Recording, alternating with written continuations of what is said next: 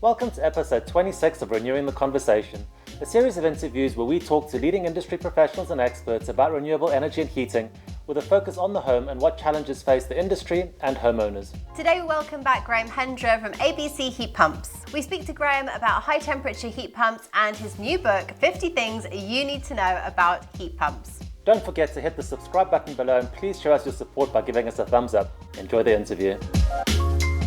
Hi Graham, welcome back. I can't believe, I think we're trying to work it out, weren't we, off camera, but I think it's been about a year since we last saw you. And wow, has the world changed and has things changed? There's an awful lot to discuss with you. You're now an author, which is very exciting. Yeah, thank you. Yeah. So we've been through the book, so we've got to talk about that. But my first question to you, I'll start with maybe a softball because I have got some hardballs for you later. Given the energy crisis that we're in and how much really serious stuff we're dealing with at the moment, how has that, if at all, changed the conversation around heat pumps? I think it's changed it for the positive. So this year's been a weird one. So obviously last time we met, we were just going into sort of winter last year. Everything was kind of steady, no wars, nothing like that. And the last heating season was the best in heat pumps that there's ever been. The growth has been enormous and everything's wonderful. And we then had a little bit of a hiccup in April with the end of the RHI. So there was, I'm sure you saw it on LinkedIn. Everyone thought the world was going to end and we'd all have to go and get proper jobs. And within a few weeks, we realized that the bus wasn't actually that bad. So there was a little bit of a lull, and then things are quite quickly returned back to normal. So the Q2 has been a little slower, but all of the people I deal with are now saying they are inundated with inquiries and so on. And a lot of the stuff I've been doing as well is kind of mixed technologies. So solar PV and batteries and heat pumps. I can tell you, I'm no expert on this, I can tell you the world of PV has gone crazy because if you think about it, it makes a lot of sense, doesn't it? It's electricity is expensive, a lot of panic about bills. You can buy this technology which makes you free electricity. So let's get one. So there's been an enormous growth in that sector, which has been keeping me somewhat busy. It's really weird. I'm sure you are finding the same thing. I was the most boring man in the pub. No one wants to talk about my job. Suddenly I'm Mr. Interesting because everyone's Mr. Popular. Yeah, exactly. And I was sat with some friends the other night having a few glasses of wine, and they said it dawned on them that with the increase in the energy price, to them, they're not going to be destitute, but they're going to have one less holiday next year. It is on everyone's minds, obviously, especially with those sort of frightening figures before Liz Truss put this cap in. There was some pretty scary numbers going around, which that didn't help much. So yeah, it's made us more attractive, I suppose, to speak to. And I expect that we'll see in the figures in the next quarter and next quarter again, I'm sure that heat pumps will continue on that growth path. Well, hopefully. So you mentioned you touched it on the RHI. So that came in was it around April time, wasn't it?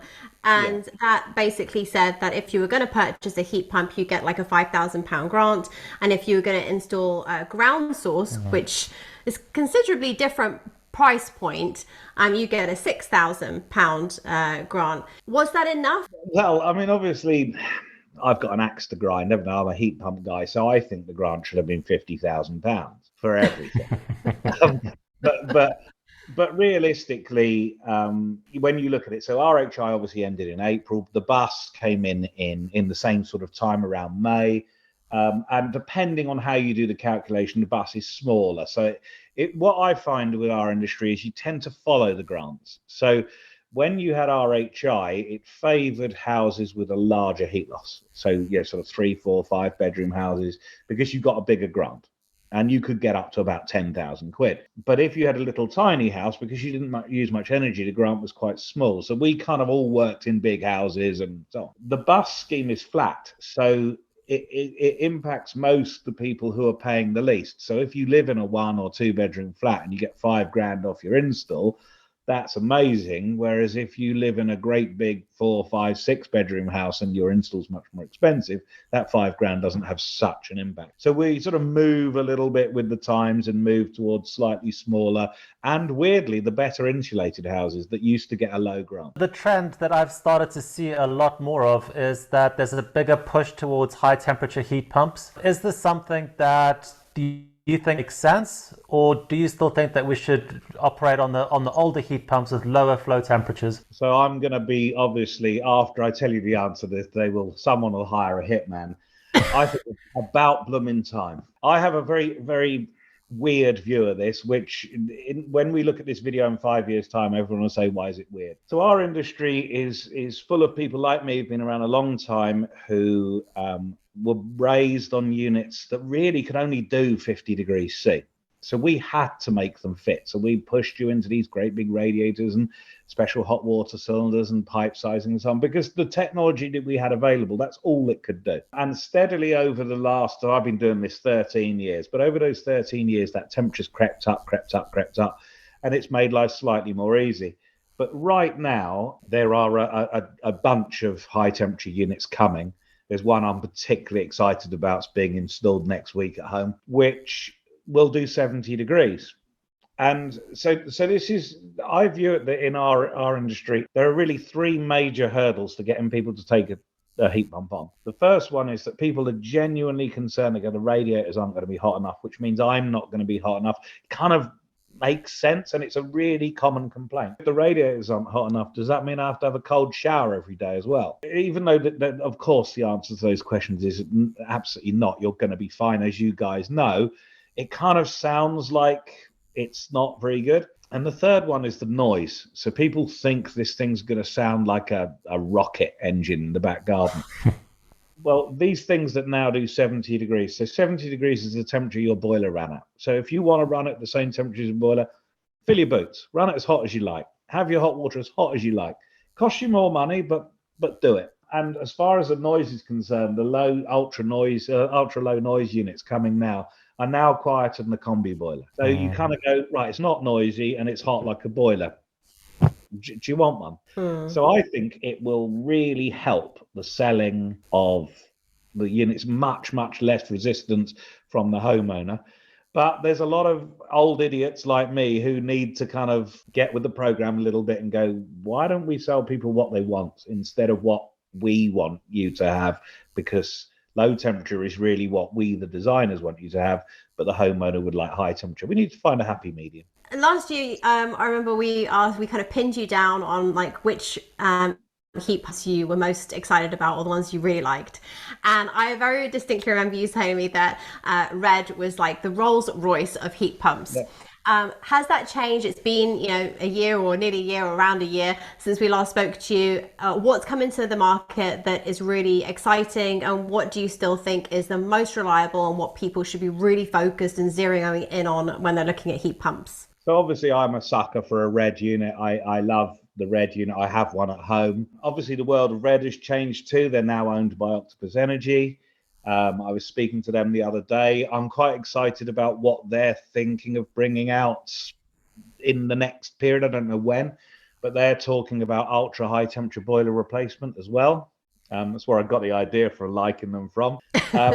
So I'm really excited to see what that looks like, but I don't know how that will go to market or whatever, so I don't know anything about it. Don't even know what color it is. There is a unit which is out and about now, which is made by Samsung, called HTLN. It's called High Temperature Low Noise, and it is their boiler replacement heat pump. And I think it's revolutionary. And it's revolutionary because it is a single box like a boiler. I know there are others. Daikin have one, and Valent have one, and Viessmann and so on. But they tend to be like multi-box systems, quite big and so on. And Samsung have kind of gone, let's make one that's simple. It's just a box. So it's a brand it's a product So I'm very, very excited about that because I always thought of myself more as a sort of mid-range player. I want to see volume. Obviously, I love the red unit, but not everyone's going to buy a very, very top-end heat pump. They're very large houses, they will. But it was never designed to be a mass unit. So I think of the mass units, I'm really excited by this Samsung, and I'm hoping it's going to be a game changer. Let's focus on the high temperature side of things. So obviously the installation is a like for like replacement with a gas or oil boiler. That simplifies things because you don't need to change rads, etc. The running costs at, let's say, 70 or 75 flow are obviously going to be a lot more expensive than running at 45 degrees C. So apart from that, why would you want to run it at a high temperature at 75? Is it not just going to be more cost effective, especially with the tariffs now, to upscale your rads and run at a lower flow temperature? It's an interesting calc because every house is different. I can think of many jobs where we haven't won the order because people say, I just don't want the radiator hassle. Even though you say to people, but if you change the radiators, you'll save your money. They go, yeah, I get all that, but I don't want to redecorate the house or whatever. So those people will accept the higher run cost. And that is a really, really good question because all of the kind of ultra low temperature lads, that's the one they use. It's really, really weird when you think about it that the people who are trying to sell the technology have made a new argument for why you shouldn't do it. Whereas homeowners who are making that argument. You've got to remember that every heat pump under the sun runs with a weather compensation system. Let's say we're going to set this system up to do 65 or 70 in my house. It's going to run at 70 degrees when it's -2 outside. But when it's +5 or +10 outside, it's going to be running at 50 or 45 and so on. So that very high speed, if you will, is only for very short periods of time. You could argue, yes, it's going to be more expensive. But so I work with some people who do a lot of simulation, and they've simulated the same machine doing 70 and 55. So using weather compensation, and the increase in run cost 10-15% across the year. So it's not twice, 3 times. But if you're mad enough to run it at 70 degrees all day, every day, guess what? It's really expensive. That's really interesting. You mentioned weather compensation because that is kind of on topic for us at the moment. I just wanted to ask you about weather compensation. Is that something that heat pump owners need to be kind of learning about and educating themselves about weather compensation? An opinion that was shared with me the other day was that, that person's opinion was that actually it's the installer's job to figure out the weather compensation, and your heat pump should just be installed with weather compensation, and then the heat pump owner, the homeowner, doesn't even need to think about it or address it. How do you agree with that, or do you think that homeowners really kind of do need to kind of start to get their head around weather compensation? I would advise that your installer should be guiding you. It's quite a geeky subject. And humour me slightly if I get a bit too geeky on this. So when I originally wrote the first Samsung manual, we told the installer to set a weather compensation. You set 4 temperatures. So you set your 2 ambient temperatures, hot and cold, and you set your 2 target water temperatures. So every manual I ever wrote said when it is -2 outside, we're going to run the rads at 50. And when it is +15, which is the start of the heating season, we're going to run at 37. And everybody uses this curve. And I call it the Lizzie curve. You've just met Lizzie. And the reason for that is that what I found when I put my first heat pump in here at home was when the radiators dropped below 37, they feel dead. And Lizzie said to me, why are the rads dead? It feels like the house is cold. The house is lovely and warm, but it feels dead. So I decided the radiators would never drop below 37 to kill that argument, because I thought many other people would be like my wife. That curve is not correct for my house. I could lower the temperature a bit, and I may not even need that 50 degrees. I might need 48, depending on how big my radiators are. So what I should do is come to your house, talk to you about how you'd like to use the heating, and actually give you an absolutely perfect, or as close to perfect curve as possible. I'll give you an example. So I'm assuming that you are going to start heating your house if it's 15 degrees outside, because that's what we do in our house. If you live in a new build, you might not start heating till 12 degrees or 10 degrees, which means you have a slightly different curve. But we don't adjust for that. We just sling a curve in, done. And you've got to remember, us engineers, we put the curve in a little bit high because it stops you moaning. If we put it low, you're never warm enough. So should your customer adjust the weather comp? They could, but it's a bit of a discussion. They could probably save, in some circumstances, they might be able to save 5 or 10% if they got the curve perfect.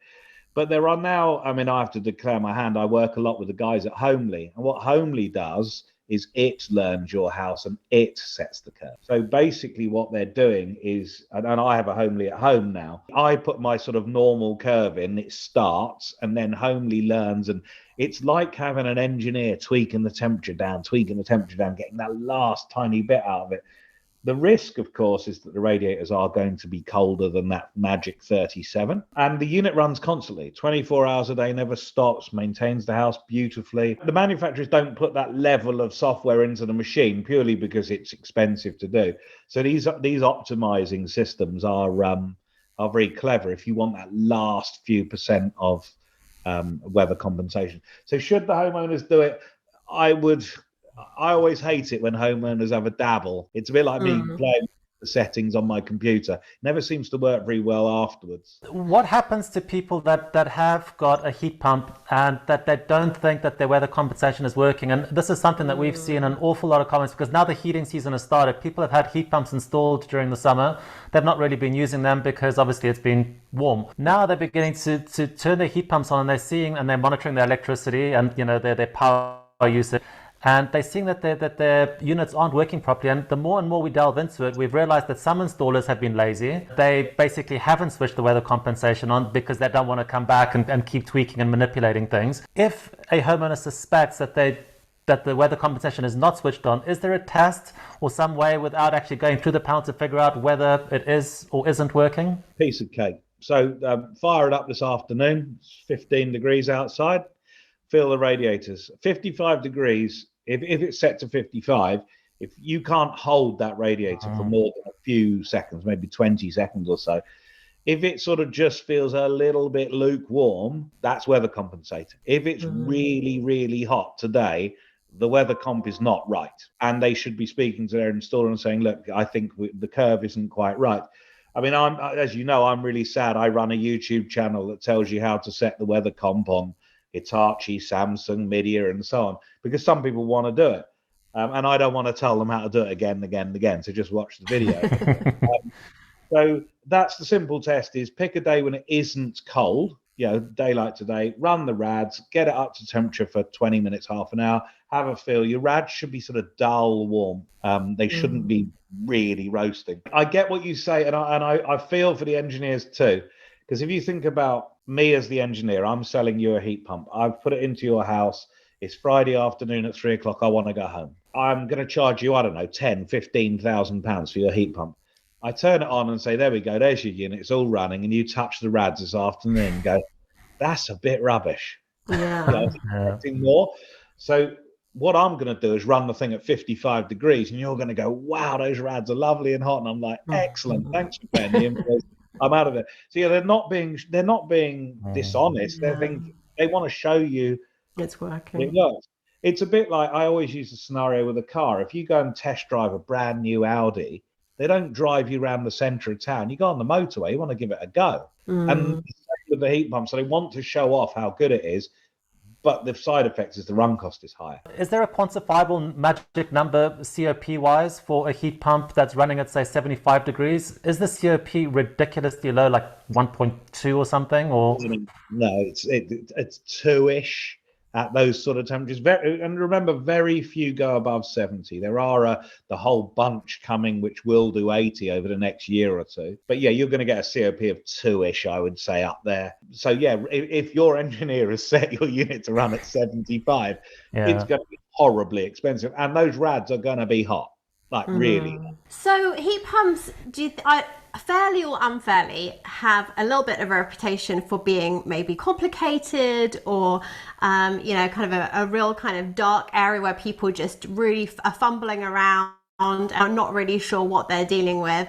So you wrote 50 things that you need about heat pumps. Quite honestly, I'm surprised it's not bigger. I was expecting it to be a tome, but maybe that's a good thing. So was it easy to simplify? And do you think that it really is just a question of actually, putting it in something like this that is really digestible and accessible for people to try and get their head around heat pumps? Yeah, I think it is more complex than it needs to be. It just needs a simple explanation. Let's be honest, most people don't really know how a boiler works, but you flick a switch and it comes out hot. I think we've made a mistake. I think we're trying to explain far too much to people. It's like we talked in our last interview about I've got a freezer at home. It works beautifully. It freezes my food. Most people have no idea how that thing actually works, but they know what it does. And we've almost tried to make it too complex by telling people too much. So, yeah, I wrote, actually, the reason the book's thin is I was trying to profiteer. There's a second one, which is 50 more things you need to know about. 50 more things. I love it.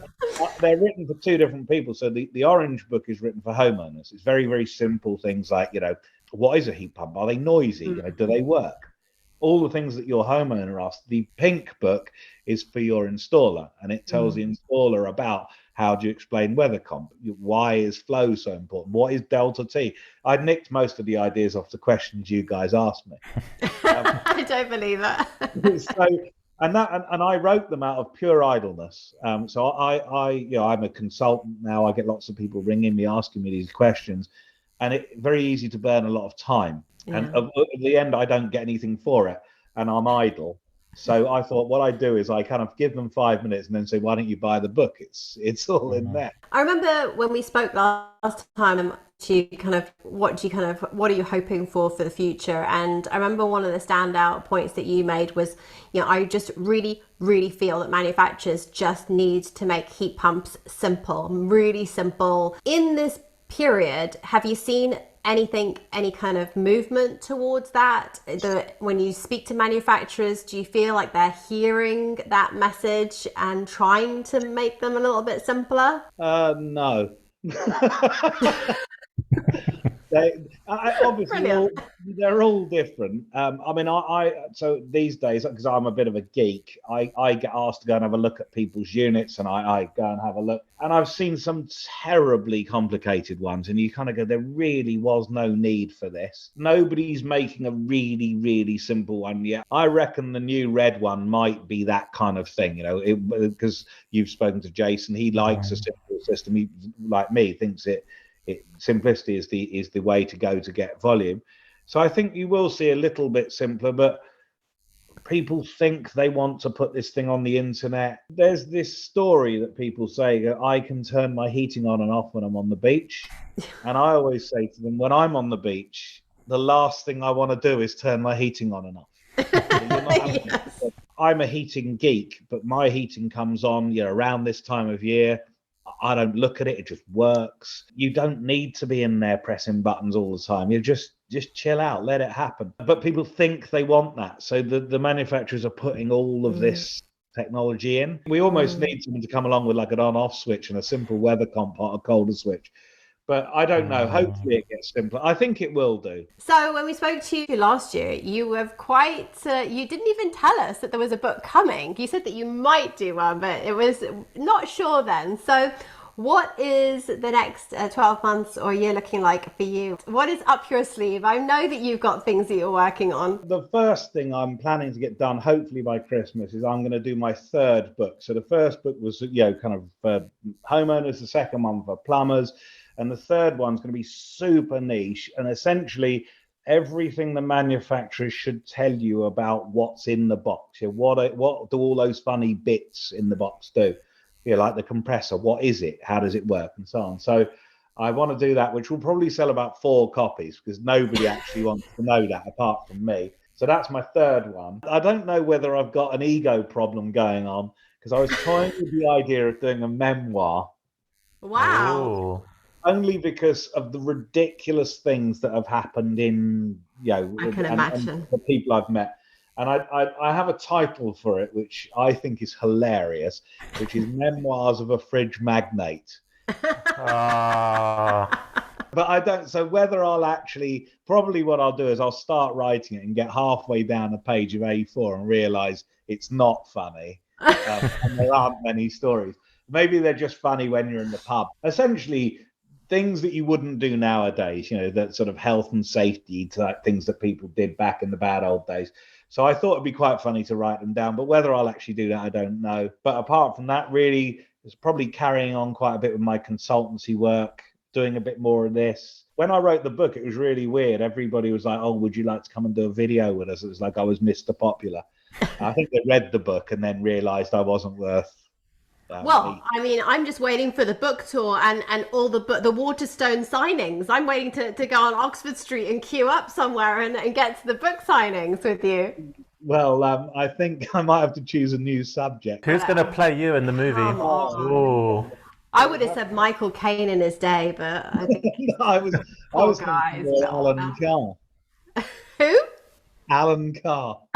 Alan Carr, love it. Yeah, so essentially I'm going to sort of bumble along doing those things because I don't want to do the physical training, in front of people anymore. It's really hard work. So the books were a way of doing the training without turning up.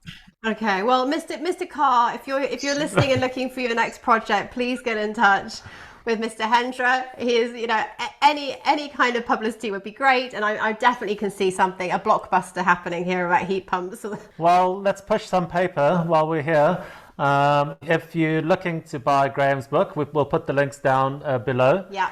So they're quick and easy to buy. You can get them off Amazon. I think you sell them off your own websites too. Yeah.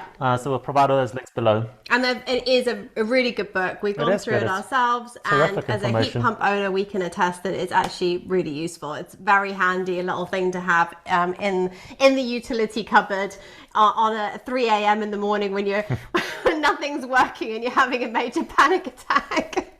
Or you can't sleep. Yeah, or you can't. Or you're trying to get to sleep. Yeah.